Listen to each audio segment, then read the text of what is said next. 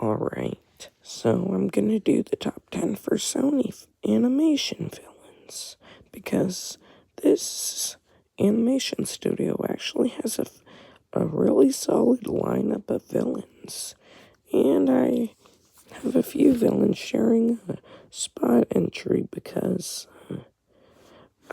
that just shows how good most of these villains are. Sure. Yeah, I need to work on intros.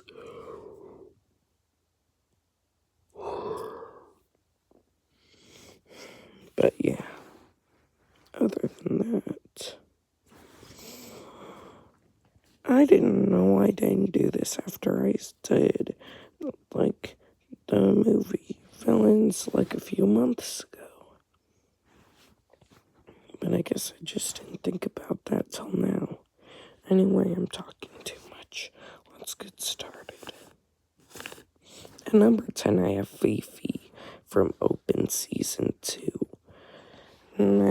But this dog is a male for some reason.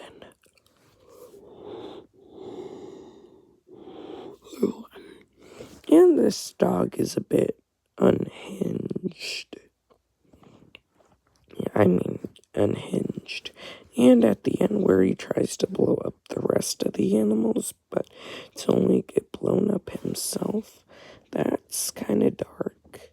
But, he is a decent villain, even though the Open Season franchise was only really good for the first movie. But, I gotta do what I gotta do for this. Moving on. And number 9, Quasimodo Wilson, the villain from the first Hotel Transylvania movie. This guy is obsessed with eating humans. And he was about to eat Johnny at one point. And before he got frozen by Dracula. Or Drac. And his final, scene of the movie, seeing him still frozen and being licked by Wayne's wolf pups. Not the most terrible ending somebody could have gotten. Most of these villains honestly had it worse.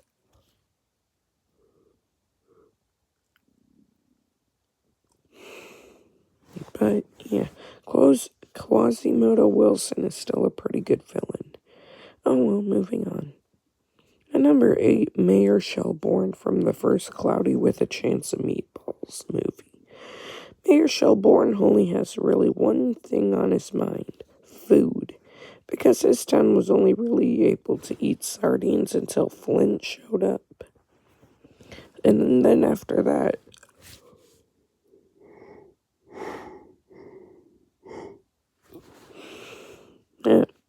Mayor Shelbourne kept eating and then started getting fat. And basically his whole plan was food, and more food. Not the most well thought out plan, but, oh well.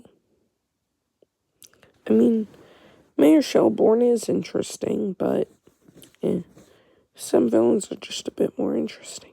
At number 7, it's a tie between Abraham Van Helsing from Hotel Transylvania 3 and Shaw from the first Open Season movie.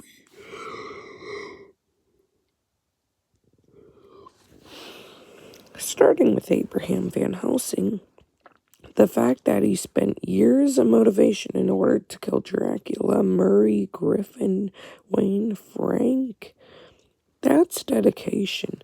And it turned out to me that his body basically is now whole robotic. And his full master plan is to unlock the Kraken, which he did, but was defeated by the Macarena, and turned good enough to live in the hotel.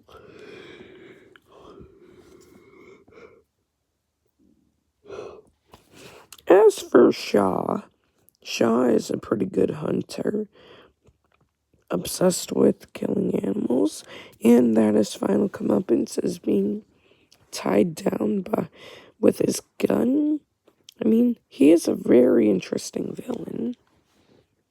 And number 6, it's another tie between Bella from Hotel Transylvania 2 and Pal from Mitchell and the Machines.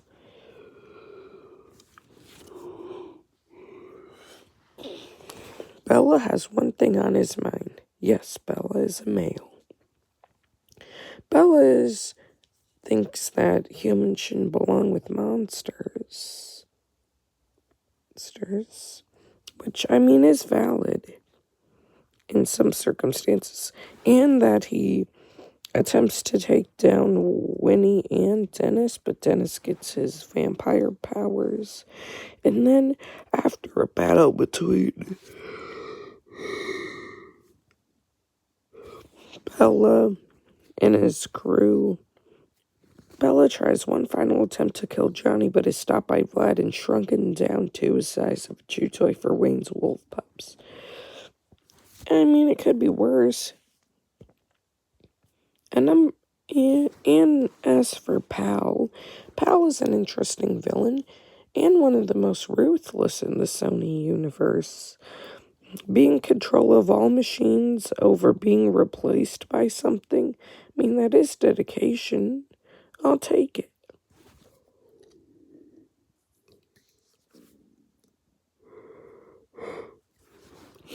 And number 5, King Leonard Mudbeard from the Angry Birds franchise.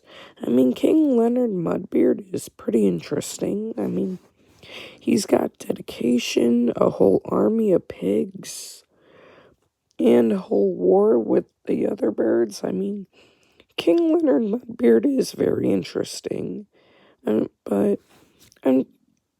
he's in the top 5. Yeah.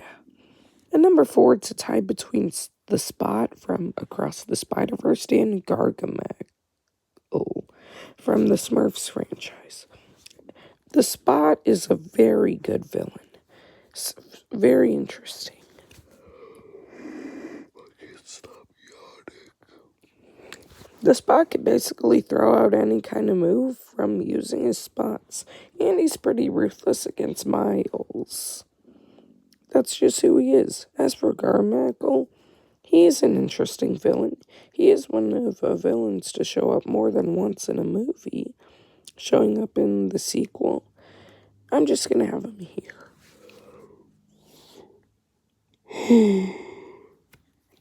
And number 3, Chester V. Chester V from the second Cloudy with a Chance of Meatballs movie. You know, that movie is honestly kind of worse than the first one. Chester V is a great villain, using Flint Lockwood due to him betraying his friends, but at the end, Chester was defeated by getting by the cheeseburger monster, which, I mean, sounds like a fatal way to go, but, I mean, Chester V is probably a great villain, which he is.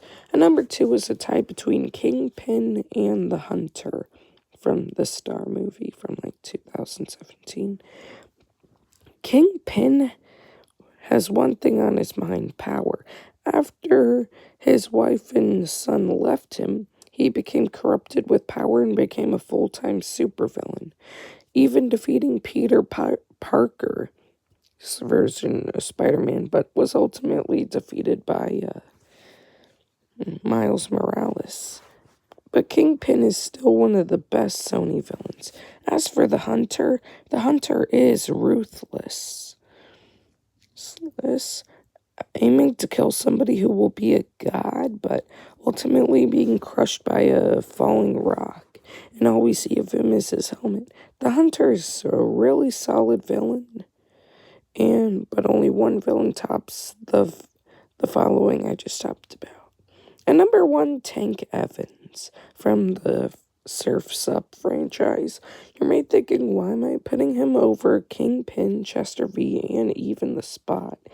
I have my reasons. Tank Evans just interests me. His cocky attitude, he's basically Chick Hicks but surfing. And Tank Evans is just a really solid villain. And one of my favorites of all time. And there we go. Stay tuned.